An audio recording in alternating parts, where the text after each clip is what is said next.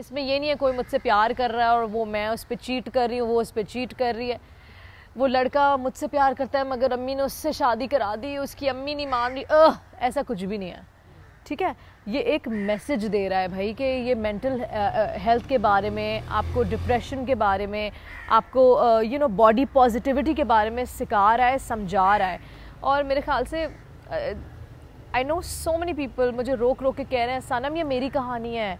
आज सुबह मैं ब्लो ड्राई जहाँ कराने गई थी, somebody stopped me, she said listen this, thank you for doing this is my story, everybody is relating to it and I love it। फिलहाल बाबर भाई आप मुझे ये बताएं कि किस हक से आप मेरे लिए बेजोड़ रिश्ते ढूंढ रहे हैं? किस हक से भाई? तुम्हारा बहनोई और तुम्हारा वेल विशर होने की हक से ही सारी बात कर रहा हूं मैं। और जहां तक रही बात तुम्हारे जोड़ की, तो मोना तुम्हारा जोड़ तो कोई मोटा आदमी होगा ना। सनम आपने सबसे पहले प्यारी मूना के स्क्रिप्ट को मना किया और 1 साल बाद आप इसको करने पर आमादा हो गई, ये कैसे हुआ? जब मुझे वापस ये चीज़ ऑफर हुई तो मैंने रियलाइज़ किया कि यार ये तो मेरी कहानी है, I've been through it, as in not literally family उसके साथ जो उसके घर में होता है वो नहीं, उसके अलावा जो माशरा है, जो लोग हैं, मैं भी इस चीज़ से गुज़र चुकी हूँ। उसके अलावा मैंने सोचा कि कितने सारे लोग हैं जो इस मसले से गुज़र चुके हैं, तो उनके लिए और अपने लिए मुझे एक इम्पॉर्टेंट कहानी मिली है, मुझे उसको करनी चाहिए। मेरी प्लेट पे आई है ये चीज़, तो मुझे उसको ना नहीं करना चाहिए। So I thought it's a very important message, because हम आम प्लेस तो करते ही हैं, नॉर्मल कहानी, लड़का लड़की मोहब्बत हो गई, कुछ ये हो गया। This was different, message oriented play था। So that's when I thought, फिर मैंने एक अच्छे दिल से पढ़ा और मुझे मोना से मोहब्बत हो गई।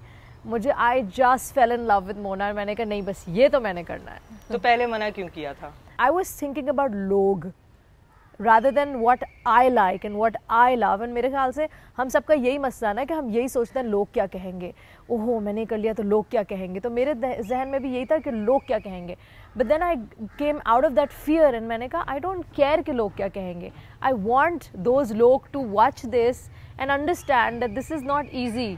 मोना की ज़िंदगी आसान नहीं है और मेरे जैसी बहुत सारी मोना है, और वो चीज़ मुझसे कनेक्ट की।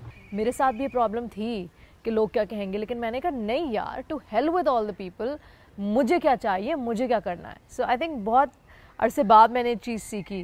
कैसा लगता है इरफान जब लोग मुझे भैंस और तुम्हें आलू कह के बुलाते हैं? बुरा ना? तो ये छुचुंदर क्या है? यावर नाम है इसका, यावर।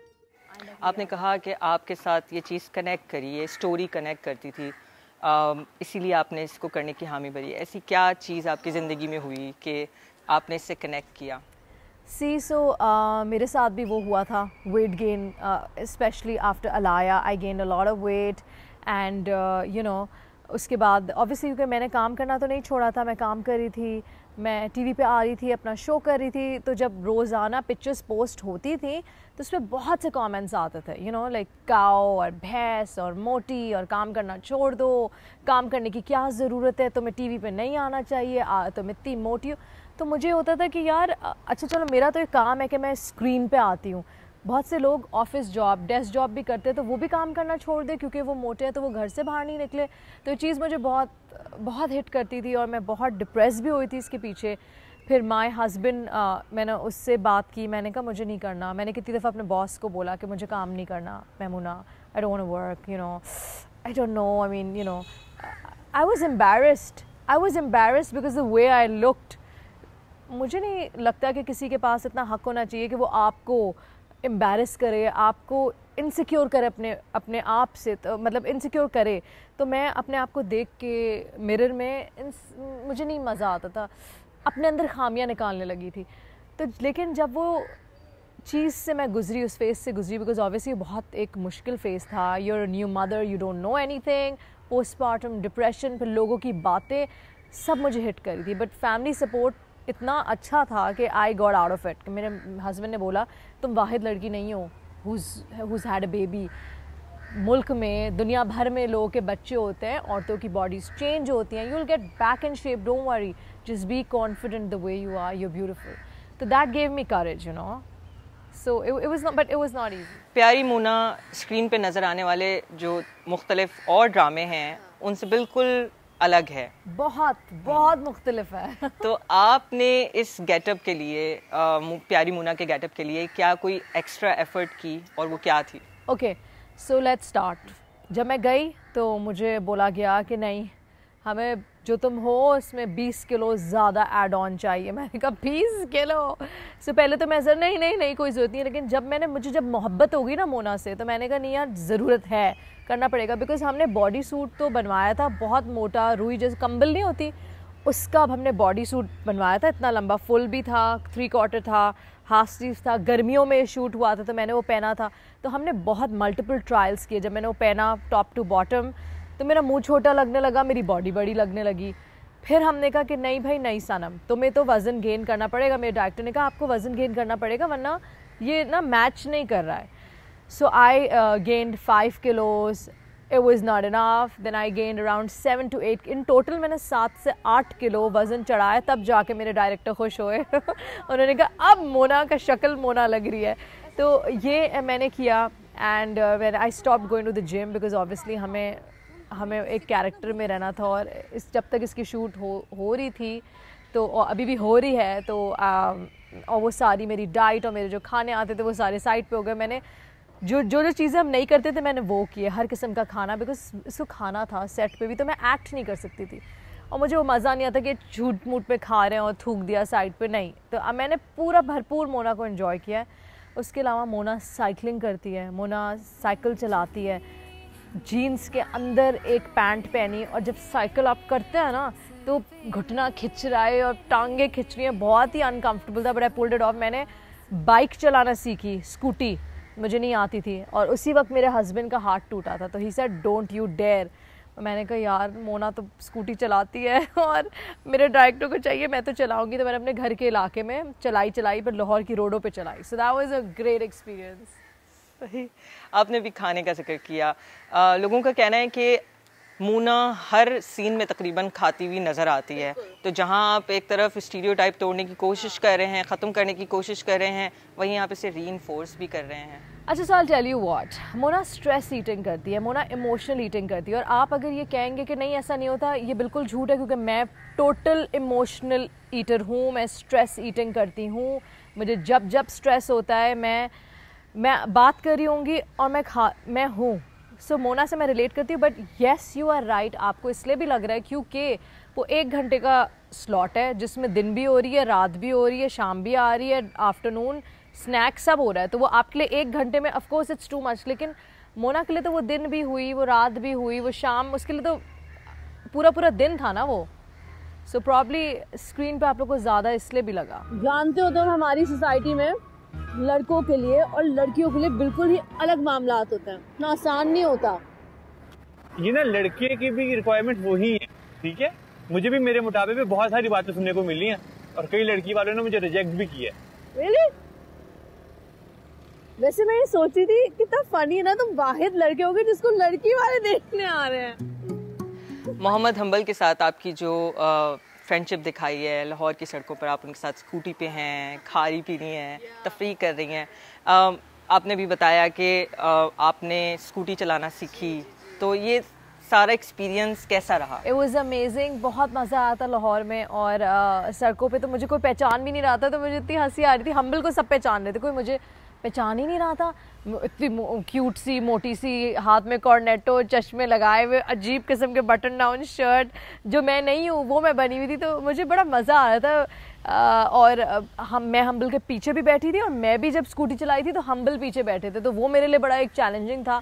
तो मैं अली को कह रही थी कि अली देखो यहाँ तक तो ठीक थी कि तुमने मुझे कहा कि स्कूटी चलाओ, ये तो नहीं कहा था किसी और को लेके भी चलानी है, वो भी इतने दोनों भारी भारी। So humble is amazing, he is really cute, he is a great actor also. हमारी सोसाइटी में लड़कियों के एक बच्चे के बाप से या एक से ज़ायद बच्चों के बाप से शादी करने का मामला भी जो है वो काफ़ी स्टीरियोटाइप है। सिर्फ लड़के के लिए नहीं, लड़की के लिए भी, डिवोर्स्ड लड़की हो या फिर लड़की का बच्चा हो तो ओ नहीं तो एक्सेस बैगेज है, इसके साथ तो नहीं हो सकती, बिल्कुल वैसी। और मोना ने भी ये बात कही थी। जी, यही मैं जानना चाह रही हूँ कि कहीं ऐसा तो नहीं है कि मोना पर फोकस होने की वजह से ये जो डिवोर्स्ड मर्द और औरत के साथ शादी करने का मामला है ये भी स्टीरियोटाइप रह जाएगा? एक्चुअली हुआ ये है कि मोना ने बात क्यों की थी, इसलिए क्योंकि मोना को ये बात, उन्होंने जो मोना के घर वाले हैं ना, उन्होंने एफर्ट नहीं किया कि मोना के लिए कोई मोना जैसा ढूंढे या जैसा मोना की जैसी पर्सनालिटी है, वो चाह रहे थे कि बस मोना की शादी हो जाए। ओके, सो मोना को ये चीज़ बुरी लगी यार, बिकॉज आई एम फैट, तो इसलिए आपने बोला कि ठीक है यार, इससे तो कोई करेगा नहीं, तो फिर चले इनसे करा देते हैं। यावर जो है उनके एक बेटे हैं, तो यही कर लेंगे, क्योंकि वो अभी उसको कोई चाहिए कि वो बेटे की का ख्याल कर ले। तो ये बात मोना को हिट की थी कि mummy have you even tried. Media industry जो है वो काफ़ी कम्पेटिटिव है। वेट को लेकर आपके ख्याल में किस तरह के प्रेशर्स होते हैं? Well, obviously they're supposed to look stunning and beautiful all the time, and they're supposed to maintain, and they should, क्योंकि ये उनका काम है, देखिए उनको करना भी चाहिए, लेकिन इसको ना अपने ऊपर हावी नहीं करना चाहिए। पहली बात, यहाँ ओवर साइज मेन स्ट्रीम, मतलब मुझे तो इतने ओवर साइज एक्टर्स नहीं नज़र आते, और हाँ कुछ थे, कुछ हैं बहुत अच्छे एक्टर्स। और देखिए यहाँ क्योंकि हमारी इंडस्ट्री रिलेटिवली नई है, ठीक है, तो और डिज़ाइन आई फील बिल्कुल जब कोई स्किनी होता है, जब कोई उनके मॉडल साइज़ के कपड़ों में फ़िट आ जाता है, स्टाइलिस्ट भी खुश होते हैं, एक्स्ट्रा एफर्ट नहीं करनी पड़ती, और जब कोई ओवर साइज़ होता है ऑब्वियसली उसके लिए कोई चीज़ क्रिएट होती है। So I don't think nobody wants to go through that hassle, and I been through it, I know. So it is tough to get close. बहुत मुश्किल है कि आप किसी स्टाइलिस्ट को बोलें मुझे स्टाइल करो, स्टाइलिस्ट खुशी खुशी करे, कुछ करते हैं, कुछ इतना they want to be very sure about what they doing. They don't want कि यार पता नहीं, उनको उनके साथ काम करना है जिनके साथ उनको पता है कि मुझे पता है मेरी चीज़ अच्छी लगेगी, ख़त्म। So easy, it's so easy. या यू राइट, ऐसा होता है, बिल्कुल होता है। प्यारी मोना करने के बाद आपको खुद में क्या तब्दीली महसूस होती है? मैं बहुत कॉन्फिडेंट फील करती हूँ प्यारी मोना करने के बाद। मैं I am comfortable in my skin, and वो सारी चीज़ें ना कि ये वाली तस्वीर अपलोड नहीं करना, हाँ इधर से थोड़ा सा यूँ एंगल ले लेना और वो एंगल ले लेना, और लोग क्या कहेंगे मैं इसमें मोटी लग रही हूँ, मैं I don't care any more. And और मुझे अब अंदाज़ा होता है जब आप कहते हैं ना आई डोंट केयर, और जब आप मानते हैं उस बात को और आप अपने आप को क्या कहते हैं, आप अपने आप को सराहते हैं, तब जाके लोग भी आपको ज़्यादा पसंद करते हैं और लोग भी आपको ट्रोल नहीं करते। अपनाएं अपने आप को जैसे भी आप में अगर कोई प्रॉब्लम है आप उसको बेहतर करने की कोशिश करें। मैं ये नहीं कह रही अगर आप में कोई प्रॉब्लम है तो आप उसको भी सराहें और आप के बस मैं हूँ तो ऐसी ही हूँ वरना मैं नहीं हूँ, नहीं, वर्क अराउंड इट। लेकिन इनसिक्योर होने की बिल्कुल ज़रूरत नहीं है। जितना आप इनसिक्योर होंगे दुनिया आपको उतना इनसिक्योर करेगी, और ये मैं देख चुकी हूँ, मैं एक्सपीरियंस कर चुकी हूँ।